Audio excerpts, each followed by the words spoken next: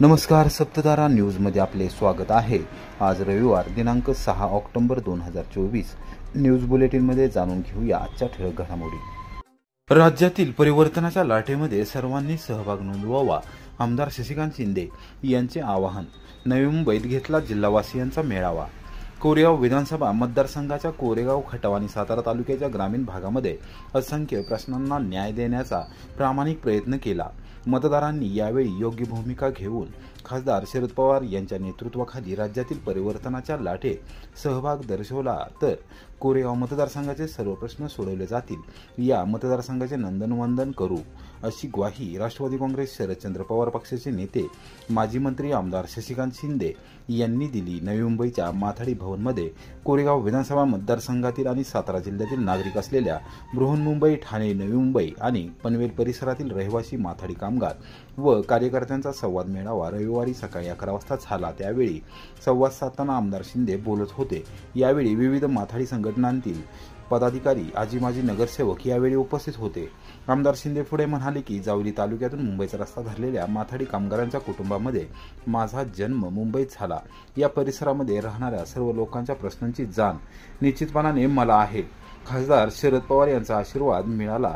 माझ्यासारख्या कार्यकर्ता महाराष्ट्राच्या राजकारणामध्ये 4 वेळा आमदार म्हणून निवडून आला, 1 वेळा विधान परिषदेमध्ये आमदार झाला, या राज्याचा मंत्री झाला नव्हे तर कोरेगावच्या या मतदारसंघामध्ये 2 वेळा निवडून आला। जावलीच्या मतदारसंघामध्ये सुद्धा कार्यकर्ते आणि सामान्य नागरिकांनी इतिहास घडवला। साताऱ्यातील जनतेने प्रेम केलं, हे असेच प्रेम मिळाले नाही। त्या वेळेला डोंगरदऱ्यांमध्ये प्रश्न बघितले आणि तिथे जाता येत नव्हतं, तिथे मी गेलो। अशक्य असलेल्या गोष्टी करून दाखवल्या, अनेक विकासाची आणि लोकहिताची कामं केली असल्याचे त्यांनी निदर्शनास आणून दिले। खासदार शरद पवार यांनी कोरेगावची मला जबाबदारी दिली, मी ती अभिमानाने सांगेल की यशस्वीरित्या पार पाडली। कोरेगावच्या जनतेने मला उचलून धरलं। काय ओळख होती माझी? ओळख एवढीच होती की जिल्ह्यामध्ये काम करणारा हा कार्यकर्ता आहे आणि आपल्या भागामध्ये आलं तर काहीतरी सोनं करेल, काहीतरी विकास करेल, अशा प्रकारची भावना होती। यावेळी माथाडी कामगार नेत्यांसह विविध मान्यवरांची मनोगत व्यक्त केले। येईल पवार साहेबांचा आशीर्वाद आहे, नेत्यांचा आशीर्वाद आहे। काही लोक अजून राजकारणातून पहिली ABCD शिकताय। उद्या त्यांना पद मिळेल आणि मोठे कधी होतील, परंतु जो माणूस ऑलरेडी मोठा आहे त्याला संधी मिळत असेल तर त्याला वाढवण्याचं काम करा, एवढी तुम्हाला विनंती करण्यासाठी मी बोलवलेलं आहे। उद्या 100% सरकार आलं, तुमच्या आशीर्वादाने आणि पवार साहेबांच्या आशीर्वादाने संधी मिळेल, यामध्ये दमत नाही, पण मिळाली। कारण लढणाऱ्या शिलेदाराच्या पाठीमागे पवार साहेब उभे राहतात, हा इतिहास आहे। आणि आज काय बघतोय आपण, कालच महाळ संपलाय, आता बरेच लोक प्रवेश करतात। आणि महाराष्ट्रामध्ये मी अभिमानाने सांगेल, महाराष्ट्रामध्ये सगळ्यात जास्त पक्ष प्रवेश करण्याचा प्रयत्न कुठं होत असेल तो शरद पवारच्या राष्ट्रवादी काँग्रेस पक्षामध्ये होतो। एवढा विश्वास आज जनतेचा आणि तिथल्या नेत्यांचा आता होतोय। आणि म्हणून मी सांगणार आहे की शरद पवार सारखा नेता आहे, आज फिरताय, भेटतो तेव्हा विचारतात कसं चाललंय माथाडी। ही नवी मुंबई, कळंबोली वगैरे सगळं हा डेव्हलपमेंट पवार साहेबांमुळे झालं। हे स्टील अथॉरिटीचे आमचे गुलाबराव जगताप बघतायत, त्यांना विचारा, ही मार्केट स्टील अथॉरिटी शिफ्टिंग करताना पवार साहेबांनी पुढाकार घेतला, विजन असतो। सातारा जिल्ह्यातील राष्ट्रीय काँग्रेस गिळण्याचे पाप राष्ट्रवादी काँग्रेसने केले। भीमराव काका पाटील यांची जोरदार टीका। कराड उत्तरमध्ये भाजपच्या परिवर्तन यात्रेस उत्स्फूर्त प्रतिसाद। राष्ट्रवादी काँग्रेस पक्षाने नेहमीच राष्ट्रीय काँग्रेस पक्षाला सापत्न वागणूक दिली। एकीकडे महाविकास आघाडी म्हणायचे आणि दुसरीकडे काँग्रेसचा घात करायचा, असे प्रकार आम्ही पाहिले आहेत। गेली 40 वर्षे मी काँग्रेसमध्ये काम केले आहे। खऱ्या अर्थाने राष्ट्रवादी काँग्रेस पक्षाने राष्ट्रीय काँग्रेस गिळली आहे, असा थेट आरोप भाजपचे रहमतपूर मंडळ अध्यक्ष, जिल्हा परिषदेचे माजी सदस्य भीमराव काका पाटील यांनी केला।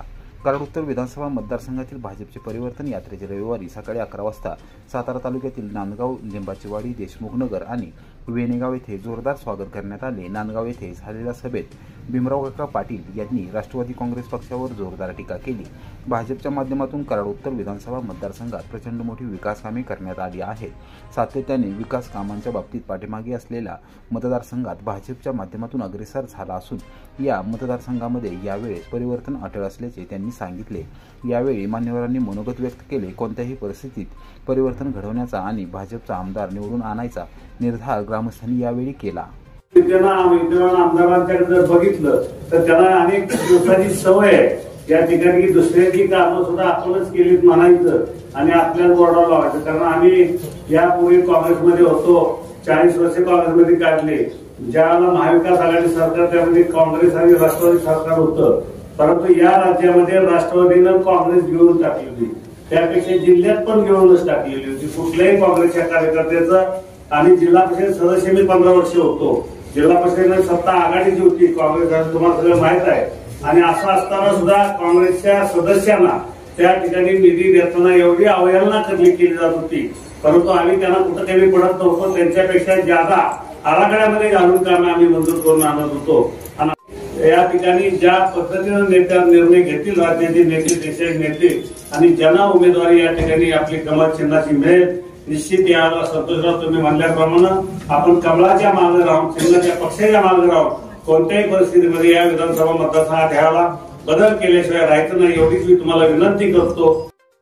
भारत फोर्ज लिमिटेड CSR विभागाचा सातारा जिल्ह्याच्या स्वच्छतेमध्ये पुढाकार, तब्बल 34 गावांचा स्वच्छ सुंदर माझं गाव स्पर्धेत सहभाग। ऐतिहासिक, सांस्कृतिक आणि शैक्षणिकदृष्ट्या जागरूक असलेल्या सातारा जिल्ह्याचा कायापालट करण्याचा ठाम निर्धार भारत फोर्ज CSR विभागाने केला आहे। ग्रामीण भागातील सर्व गावे सुधारली पाहिजेत, त्यांचा विकास झाला पाहिजे यासाठी सातत्याने प्रयत्न होत आहेत। त्याचबरोबर स्वच्छतेच्या बाबतीतही प्रामाणिक भूमिका घेण्यात आली असून तब्बल 34 गावांनी स्वच्छ व सुंदर गाव स्पर्धेत भाग घेऊन CSR विभागाची स्वच्छतेची मोहीम यशस्वी केली आहे।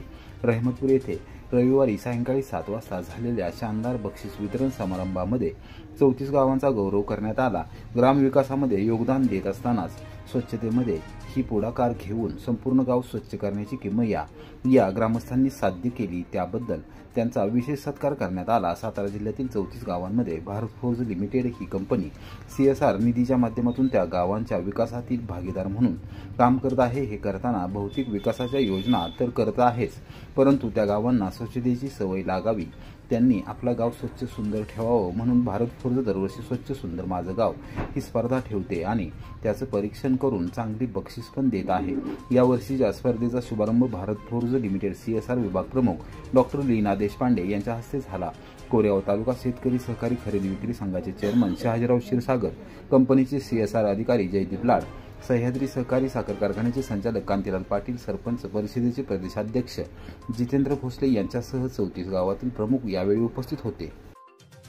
नामदार महेश शिंदे यांच्या उपस्थितीमध्ये कोरेगाव शहरात सोमवारी बांधकाम आणि अन्य व्यवसायातील कामगारांचा मेळावा, शासनाच्या विविध योजनांचा दिला जाणार लाभ।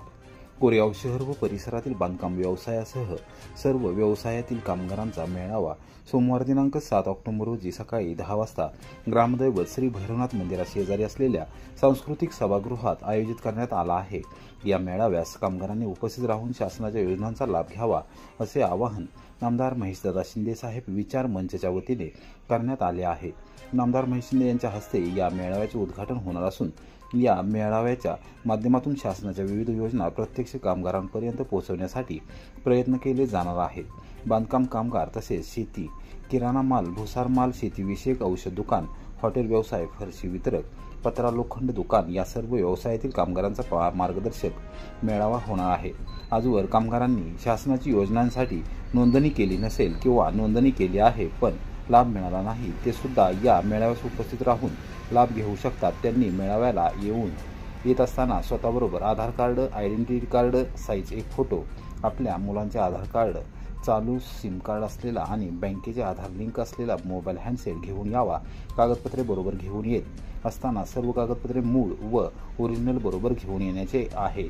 कामगारांच्या मुलासाठी शैक्षणिक कल्याण योजना असून त्यामध्ये इयत्ता 1ली ते 7वी पर्यंत विद्यार्थ्यांसाठी प्रतिवर्ष 2,500 रुपये, इयत्ता 8वी ते 10वी पर्यंत विद्यार्थ्यांसाठी प्रतिवर्ष 5,000 रुपये, 10वीमध्ये किमान 50% गुण असल्यास 10,000 रुपये, कम्प्युटर MSc IT कोर्सची संपूर्ण फी परतावा असून इयत्ता 11वी व 12वीसाठी प्रतिवर्ष 10,000 रुपये, 12वीत किमान 50% गुण असल्यास 10,000 रुपये, डिप्लोमा अभ्यासक्रमासाठी प्रतिवर्ष 20,000 रुपये, पदवी अभ्यासक्रमामध्ये इयत्ता 13वी ते 15वी पर्यंत प्रतिवर्षी 20,000 रुपये, पदव्युत्तर पदवी अभ्यासक्रमासाठी प्रतिवर्ष 60,000 रुपये, वैद्यकीय डिग्री अभ्यासक्रमासाठी प्रतिवर्षी 1,00,000 रुपये. शैक्षणिक योजनांचा लाभ हा पहिल्या 2 पाल्यांना दिला जात आहे.